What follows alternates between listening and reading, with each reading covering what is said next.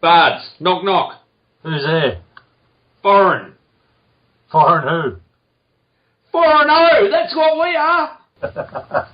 Very good.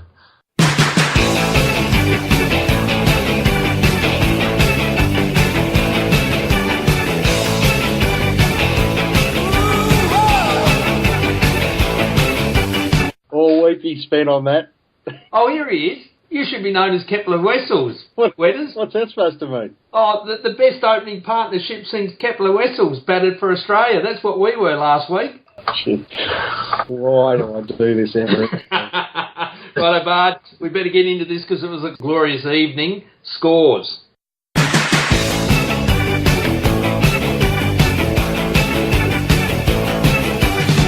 Scores, Hawthorn 23-10, 148 to the Gold Coast 7-7, 49. Goal kickers, and this will take a while.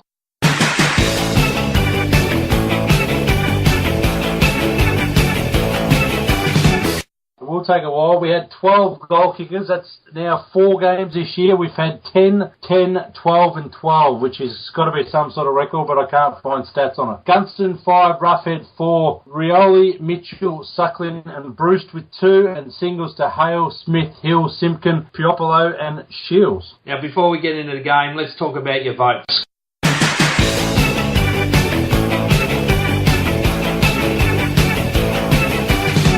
So I had some views about who didn't play well or just got lots of possessions in a high possession game. All right, 5 votes to Sam Mitchell. Showed what a real high possession game's about, as opposed to the bloke on the other team who had plenty of it and did nothing with it. 4 to Gunston, 3 to Hodge, 2 to Gibson, and 1 to Roughhead. And I could have included probably another 15 players in that.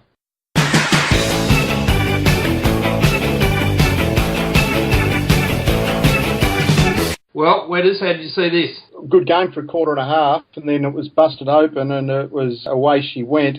Thought Burgoyne was unlucky not to get a vote, Bards, but very happy to see you put Gibbo in there again. Barrier trial for the Hawks. The real test comes this week. Yeah, early on that came at us pretty hard. I think Gold Coast are a side that, albeit the scoreboard didn't show them, but they've got ability to run forward and score, but they just don't know how to defensively do a side as good as us. And that showed, that's probably our best win against them. And, arguably they're better than what they have been any other time, but I think our class just really showed up. A couple of blokes I thought struggled, but yeah, overall, most of them were very good, and Burgoyne was very stiff. I don't know how I left him out, to be honest. Will Langford played a good game, didn't he? I thought he did a real good job at curbing Gary's influence, but the Supercoach scorers don't think so. He had 35, so he gets a big score. Yeah, but were they 35 effective possessions? That's what I'd ask. I've at about 60%, and they still give him a big score. I can't figure it out. Wedders, what do you reckon? Yeah, exactly the same as what Bards just said. I think a lot of the possession that Ablett got, and credit to him, he does win a lot of contested footy, but a lot of the time when he got the ball, he had Langford and 1 or 2 others breathing down his neck, and so he tended to just move the ball on without any real target in mind, so hence the efficiency rate was down. I thought Ablett had no influence on the game whatsoever, to be honest. And Wedders, you said to me that their outfit even made them look like witches' hats. They definitely were by the end. They kicked a couple of points after halfway through this third quarter. So, well, that's a nice win. That's a good percentage booster. That's the sort of thing that you need. It's clearly making a statement. It was certainly making a statement to Geelong, who probably thought, oh, well, we're showing everyone down here with the win against West Coast Eagles, but not to be. So it's going to make for a really good game on Monday afternoon.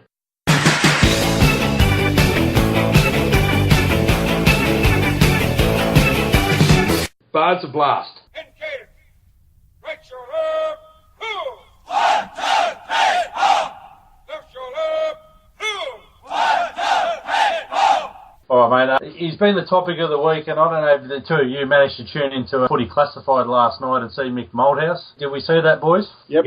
Man under pressure. Man under pressure. Now, let me get this straight. First of all, I can't believe I'm going to defend this bloke, but Matthew Lloyd, wannabe journalist, footballer only, he's trying to ask Mick Malthouse a question last night, and in fairness, that's what he's there to do. Malthouse was so determined to be on the front foot and not take any shit that he talked over him constantly. 3 times Matthew Lloyd asked if he could finish the question. Malthouse went on to answer the question, and then finally, when Lloyd gets it out, he was totally wrong what he was saying. And it's that contempt that he shows for the media or anyone who wants to ask him anything that's sort of got people hating this bloke. And to be honest, the sooner Carlton sack him and get rid of him, and we don't have to put up with him anymore, the better. The only good thing about him is he's pulling that club apart.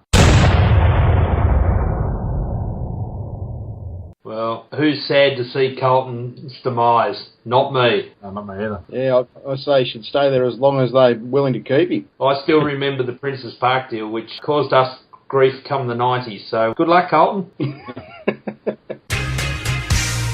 Promise to America. Belief is a beauty thing.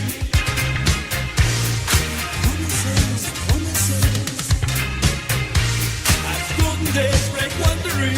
Right, well, let's get into Ask Wedders.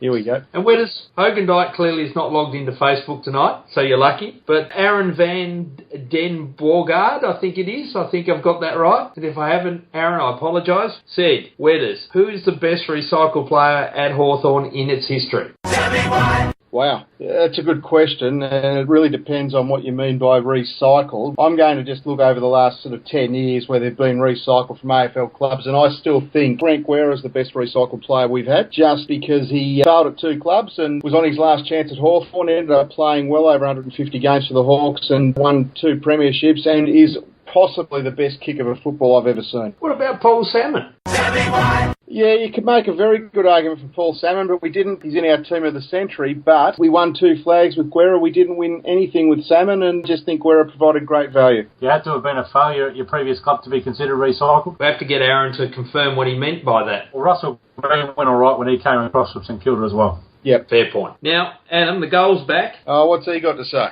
Well, this was an interesting one. I'm not up with this one. He said, who do you blood in replace of the injured Shields? Hallahan, Hartung or Ross? Tell me why. Okay, so I would say Ross isn't ready. And Hallahan, from what I understand at Box Hill, is rather good going forward, but doesn't have a defensive side to his game as yet. And Hallahan is ticking over nicely. That said, I don't bring any of those guys in. And even though he's not fit, I'm waiting for the day that Brad Sewell's fit, because I think he's next cab off the rank. All right, well, they were a couple of sensible questions, so Nick could probably learn from that, couldn't he, Wedders? Oh, he could learn from a lot of things. He's pretty slow, Mr. Hogan Dyke, but he'll get there. All right, well, in lieu of the fact that he hasn't asked some stupid questions, I'll ask you some stupid questions. All right. So, should there be an uncle-nephew rule? Tell me why. An uncle-nephew rule? Yeah, in place of the father-son rule. No, there shouldn't. Oh, okay, I was just sitting there thinking maybe Ablett would have been a good catch under that rule. Yeah, I was just wondering who you're going to poach, but he was always going to go to Geelong anyway. What about the silliness? Because, I mean, a 99-point win, you've got lots of time on your hand to think stupid questions. What about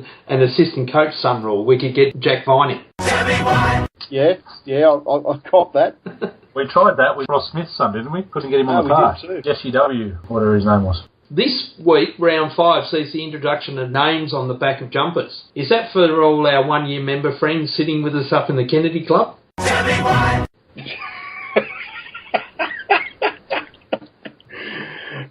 No comment. I'm actually looking forward to seeing the names on the back of jumpers, and I think it'll be a permanent thing next year. I'm going to ask you now a serious one, Wedders, because I observed it again on the weekend. And what's this thing with kicking on the outside of the foot to space? Have you worked that out yet? Tell me why.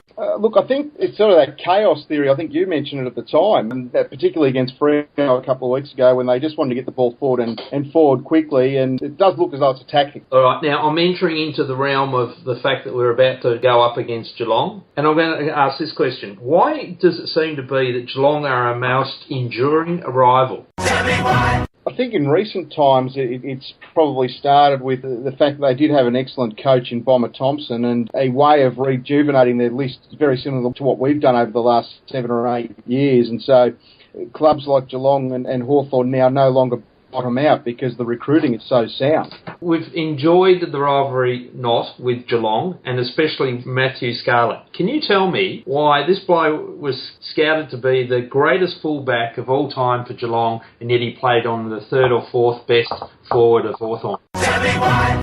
Well, he played on the 2nd or 3rd string forward against everybody. Greatest ever fullback, my rear end. I've seen at least a couple better in Langford, and I hate to say it, but Sylvan, I don't buy into it. He may be one of the greatest halfback flankers of all time, but he wasn't a great fullback. Well, let's slip Bards a couple of questions here because he's been waiting in the background there. Bards, you've got to have a comment on this from the Gold Coast game. What did you think of the bloke with the target behind the goals? Silly white. Target man, it gave the commentator something to talk about. I'll tell you one thing, he knows his footy because he puts himself in the right spot every time. Did they look like they were shooting it? It was good luck. Silly white. I just think he had a fair idea where they were going to kick the ball, and he was there. So, I don't know if they were using it as a target, but good luck to him if he does. He got himself on TV, told a couple of Gold Coast blokes to get lost too when they tried to get in his shot, so yeah. And the last one, does our high possession game distort the impact players are having on the game? Silly white. It can do. You can obviously, with the amount of possessions that we got, Suckling had 30, Gibson had 30, Hodge had 30 odd. You can inflate your stats and make yourself look a bit better, but, Hodge still did a sweep and roll across the back there. He gets in the right spaces at the right times, and he's not just getting a little backwards one too. He's normally earning his kick, so I thought he was pretty good. Well, that was Ask Wedders, and throw in a couple of questions of Bards.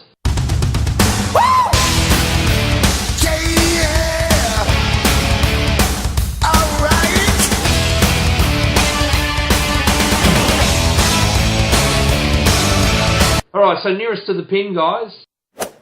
4.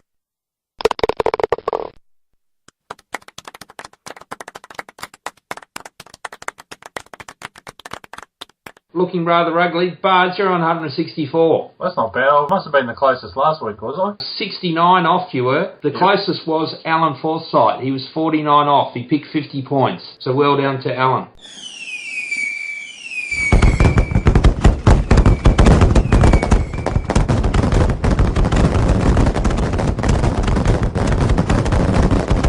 I have to say that Jeff is the leader here on 119, and if you average it over the number of games people have entered for, Jeff's in front. He's on an average of 40. Beautiful. So people keep joining. We're going to go out and scout for a few more. But Bards, have we come up with that prize yet? Not yet, but we'll get there. All right, wait for it. We will have the prize. We round up a few more people. People get people in. I even roped young Aiden Howes in. He wasn't happy that was 66 points off.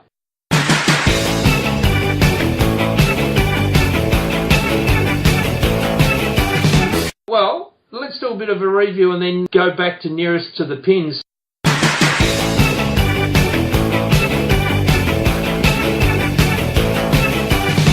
Bards, how do you think this one's going to play out on Monday afternoon at 3 o'clock at the G? An away game, but a replacement game. Replacement game, but open your wallets and buy yourself a reserve seat. And the AFL might have actually got this one right, because 1 versus 2, 2 undefeated sides, Monday afternoon, should be a good crowd. Pity it's Eastern, half of them will be away. So how will it play out? Well, I'm sure we'll be 5 goals up at some stage, then we'll stuff that up and end up with behind, and then they'll get in front and we'll be behind, and then they'll be behind and we'll be in front. And eventually, with any luck, it'll follow form from last year, and we'll get in front at the end this time and win the game. Bards, you haven't been having nightmares this week, have you? No, I did almost fall off the second tier of the MCG when we beat them last time, and there's a fair chance that could be happening again. But look, I think, as I always think when we play this mob, I think we're better than them. I think we should win the game fairly comfortably by a few goals, but who knows, anything's possible in this game. Adam, do you reckon those people that were below the three of us at the preliminary final might come and hunt us out if we lose? They should have bought their umbrellas, the amount of spit and stuff that was going over the ledge that night. I think the damn walls burst. I'm actually predicting a very, very comfortable win. I don't think this will be close, quite frankly. Why is that, Wedders? As I say, the dam wall is broken. There's no demons left there now. We're not going into the game thinking how we're going to beat this mob, because we know that we can beat them. We've improved, I think, 4 to 6 goals on last year, and I can't see how Geelong have gone forwards. I don't really think they've beaten anybody yet either. I expect us to win this by anywhere between 8 and 12 goals. All right, well, is that your tee-off for nearest to the pin?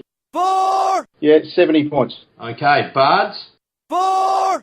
I'm not going to go quite that far, 35 points. All right, I'm going 4. 27 points. So people join in and let's see where we're going on this particular competition.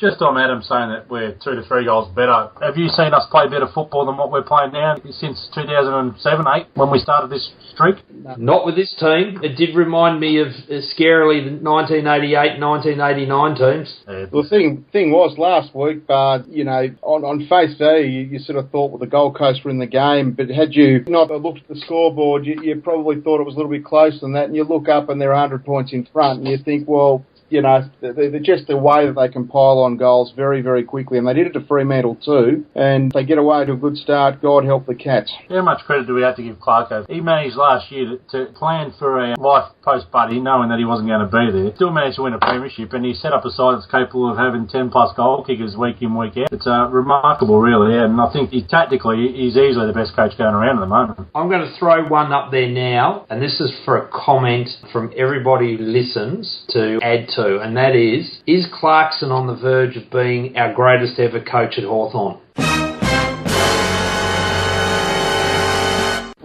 Yeah, good question. Got some competition. He has. He is a modern-day genius, though, and it does annoy me a bit when I hear people talk about Ross Lyon as being some sort of coaching genius. He wouldn't be fit to be an assistant coach under Clarkson. It's amazing, like, really now with Clarkson, where he's at, we've got 3 coaches in our history that stand out, you know, Kennedy, Jeans and Clarkson, and they've all had different jobs to do, but they've all sort of have a big place in history. So, and obviously Alan Joyce cruised in for a couple of flags on the back of Jeans' work, but yeah, quite interesting to see where he's going to end up, because he could quite obviously be doing this for another 5 to 10 years and could grab a couple more flags, and he'll be definitely listed among those 2. And like the Hawthorn board of the early 1980s Bards, you didn't rate David Parkin as a coach.